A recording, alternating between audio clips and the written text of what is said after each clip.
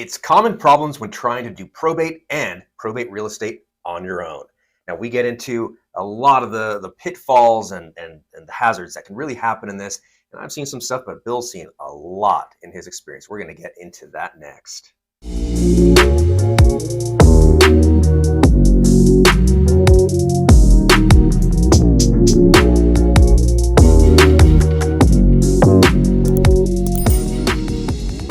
Welcome back to the channel. I'm Brendan Mohr, California Realtor and Certified Probate and Trust Specialist by the California Association of Realtors. And I'm Bill Heyman. I'm a licensed California professional fiduciary. I'm also a licensed California real estate broker and a licensed realtor in Nevada, as well as I'm a registered and bonded California legal document assistant specializing in probate in both California and Nevada. Now remember to like this video right now. Please subscribe to our channel because we have so much information for you and it's always coming out like every week. So please do that. And every day we help people save thousands of dollars and eliminate huge headaches with our one-of-a-kind probate administration service and real estate listing combo in both California and Nevada. So please reach out to us with any questions. Comment on this video. Our contact information is below. Email, text us, call us because we can help you. Now, Bill, there's oh man, there's so much to unload here. So we've seen it before. I would say that some of our most common clients, maybe not our most common, but I've just seen it so many times where someone comes to us and they are just so beaten down by the process. They tried to do the probate by themselves. Yeah. And it's even made so much worse many times over when there's real estate involved. And we've had some that were in probate for 5 years or longer. Mm-hmm. Yes. And everyone's mad. The court's mad. The other heirs are mad. There's costs that are going up because of so many different things that can happen when you delay this stuff. Yep. So let's go over, or all of you go over, because you're the one who really probates a lot of estates, thousands of estates. What are some problems when people are trying to do the probate on their own and when there's probate real estate involved? Sure. Well, as you said, a lot of clients that come to us, what's happened is they've attempted to start the probate on their own, and they maybe get through the first hearing or to the first hearing, and they're having problems and issues, and they finally come to the realization that they may have bitten off a little more than they can chew, or possibly a lot more than they can chew. And that's when they might come to us and ask us to get involved and help them, which we certainly will do.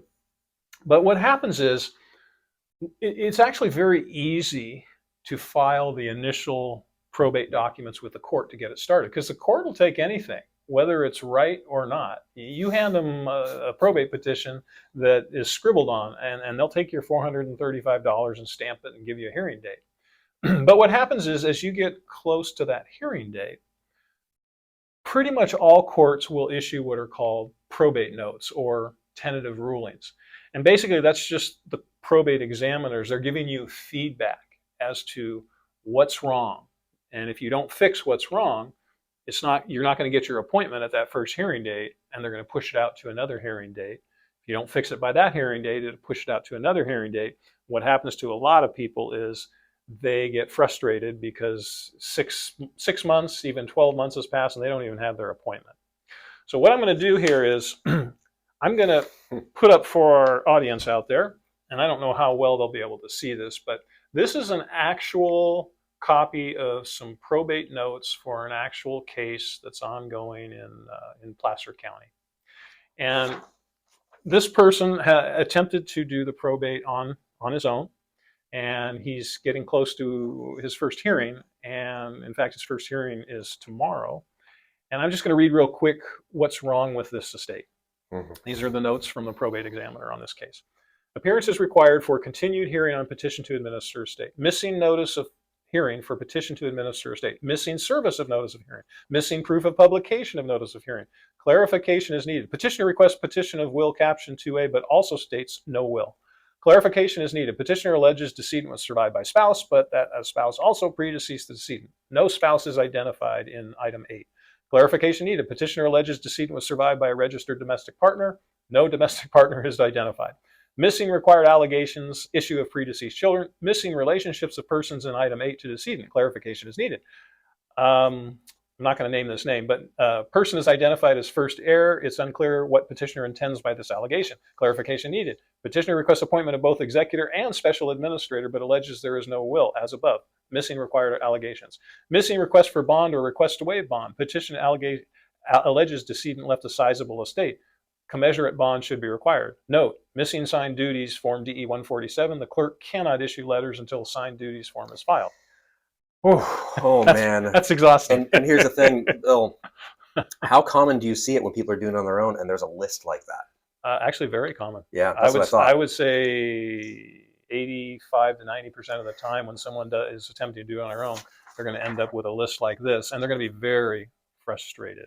And I have an idea of what's likely to happen, because the court isn't there to provide you service and help for this type of stuff. So they're going to go to court, or suddenly is the court clerk or the judge going to come down, maybe take off his robe or something and come down and sit next to you and help you fill out this petition, and like, okay, let's work out here. Let's give you some little help. What's going to happen? No. Good points you're bringing up. But no, what will happen at the hearing is basically the judge will say to the person, if that person even shows up at the hearing, the judge will just say, look, you got to clear these notes. And typically the person will say to the judge, well, can you help me? And the judge will say, I'm sorry, we can't do that. You either have to clear them up yourself, or oftentimes the judge will say, go get a probate attorney. Now that's where people tend to oftentimes make a very costly mistake. You certainly can go get a probate attorney, but if your case is uncontested, that's when you should reach out to us, because I can fix all of this in an uncontested case, and we can do that at far less than what you're going to pay to a probate attorney. Okay? So if your case is uncontested and you've got a list like this, you really should give us a call, contact us, because we will help you save tons of money. Now, if your case is contested, then no, don't call us. You do in that need to go to a probate attorney. But if your case is uncontested, please give us a call. We will help and save you not only thousands, but often tens of thousands of dollars. Now, I mean, that's just some of the problems that can happen. I mean, that's just from the initial petition. That's right. And I mean, this could be going on. They could maybe correct some of these, and their next hearing is several months down. Are there additional fees to every time you request a new hearing to? Not usually, but there are some instances where people make a mistake and they file what's called an amended petition for probate. And if you file an amended petition for probate rather than correct these the proper way, you are going to pay more money. You are. Now, let's just say that they are somehow navigated their way through this, finally got everything done, but now they're also selling real estate, which makes this even more complicated. Yep. Because you and I both know that a reason to hire just a realtor who is very experienced in probate, because they can identify certain problems. But there's a bunch of things that, as a realtor, it's not my job or expertise or anything to handle certain things, such as, I know that one thing you're going to touch on is the notice of proposed action. The realtor doesn't handle that, but notice of proposed action in most cases has to go out to all these heirs or beneficiaries during a real estate sale.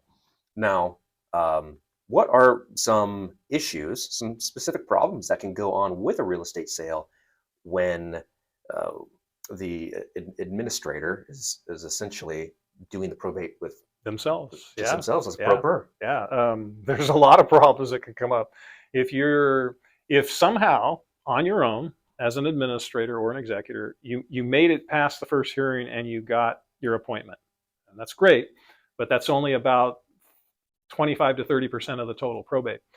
If you're now going to try to sell the real estate, what happens is, you mentioned the notice of proposed action. That's a special probate form that has to go out to all heirs within a certain time frame. Title's going to need a copy of that. If for some reason you don't get the notice of proposed actions done correctly, get them out and get them filed with the court, escrow is not going to close. It's not going to happen. Title won't let it close. So you have to make sure you do that. Another issue is, most people don't understand that when you're doing a probate on your own and you're selling the probate real estate, you have to apply for and get a taxpayer ID number for the estate. Escrow is going to require that. Now, most people, even though it's not that difficult to get a taxpayer ID number, most people have no idea how to do it. And it can be done online, but even online, it can be very confusing if you're not used to doing probates and how to set it up properly. The other thing most people forget to do is they forget to get a certified copy of the letters to title. Again, escrow is not going to close if you don't get a certified copy of the letters to title. Escrow is going to require what's called a comfort letter. Most people doing a probate on their own and trying to sell the real estate have no idea what the comfort letter is and what it does and why it's needed, but it is absolutely required by title. And we talk about that in some of our other videos. There's also, title requires what's called a confirmation letter for the notice of proposed action. And that's basically a letter that states that there's been no objections to the sale after the 15-day period runs. But again, most people doing a probate on their own, they have no idea what this is and when to get it to title and how to produce it. Here's another one, final one. A lot of times when you're doing a probate and you're selling probate real estate, a lot of times you're doing it for mom and dad who both have passed away. And maybe mom passed away first, dad passed away second, so you're probating dad's estate. But mom's still on title as a joint tenant. So you're going to have to go out and get a certified death certificate for mom and provide it to the title company so they can effectively remove mom's name first before escrow closes on dad's probate estate. Now, I know a lot of this is confusing, and that was a lot of stuff that I just unpacked. But again, these are reasons why you want realtors that know probate and know what they're doing involved when you're having a probate real estate sale. And also, as I said before, if you've got an uncontested case, you're trying to do it on your own, you're having lots of issues with the court, call us. We'll help you. We'll help you at quite a savings. Yeah, if there's real estate involved, you will believe the savings. It's tremendous. Tens of thousands of dollars, possibly. It's quite a bit. In savings, which we'll get to a little bit of that soon. I mean, you touched on some of the beginning and some of the middle there, really, because there's so much more that ultimately really comes into it. It's not just that. Yeah, you're right. A lot of people don't realize that. Some people think that it's just get to the first hearing and that's it. No, you get to the first hearing, you still got about 70% of the probate left to do. And it's the last part of the probate that is the most difficult, because in the last part of the probate, there's no court forms. The final petition is made up from scratch. And if you've never done that before, it can be overwhelming. We've definitely seen some people. You know, I don't probate estates myself. I'm a realtor who you work in the probate area. I sell probate properties all the Absolutely. time. I know that front and back. But you know, I'm not working with all these forms and everything. And people often come to us. They look so beaten down by it, physically just drained. Yeah. And we've had some great ones. In fact, one of our Tales of Probate series, we talk about one where it's just like everything just went so great in her life once she met us. Yes. It was like a huge weight got lifted. So you know, you can clearly you can do this on your own, and if it's a less complicated estate, maybe it's a little bit easier. Probably take you some time. There's a big learning curve, but there's really a lot to know. There is quite a bit, yeah. Any other issues on this particular subject you want to kind of? You know, I think I unpacked a pretty big suitcase on our audience with this, and I don't want to overload them. Gotcha. You get the idea. It's difficult, and it's almost like the tip of the iceberg that he just went over, let alone the real estate sales side. And if you hire the right realtor, some of that you may get a little bit of guidance on, but most often, you might surprise people, most realtors actually have not listed a probate property before, and one probate sale is so much different than the other. There are just so many things that can go on. And as far as on the real estate side, the realtor side of things, we do depend on whoever the professional is handling the probate, whether it's a fantastic probate administration service like what Bill offers, or a probate attorney. We rely on them to do their part of the job. Yeah, and that's one of the reasons why our service is actually very, very unique. Brendan and I work together to deliver a very, very smooth service to our clients. And our clients are relieved of a ton of stress and a lot of headaches. They're just taken away. They don't have to worry about it. So yeah, I would say what we try to do is we try to make it cost effective and as smooth as possible. Yeah. I mean, I try to make the real estate transaction, as long as they listen to my advice and guidance and everything, similar to a regular real estate transaction. Absolutely. And sometimes there's certain benefits about it being in probate as opposed to a regular sale. Inherently, as is sales, a lot of other agents understand that. Mhm. A lot of times you can get away with leaving personal property there as Mhm. long as it's in In the the contract? agreed contract Yep. and things like that. And this is usually understood. And sometimes that'll change a little bit of the price or whatever. But it's usually people are a little bit more lenient given circumstances. All great information, Bill. I think because we talked so much about you know. How much maybe probate can cost and maybe why somebody would try to do it on their own is probably because they think they can save money Correct. when Yeah. it's probably going to have the opposite effect. Yeah. I think the best video that you could possibly watch is our one where we outline how much probate costs in California and how to save Mhm. money through probate. So please watch our video. We have a link next. It's called How Much Does Probate Cost in California? It's going to appear in just moments right above Bill's head. So make sure to click on that right when you hear the music turn up. Thank you so much.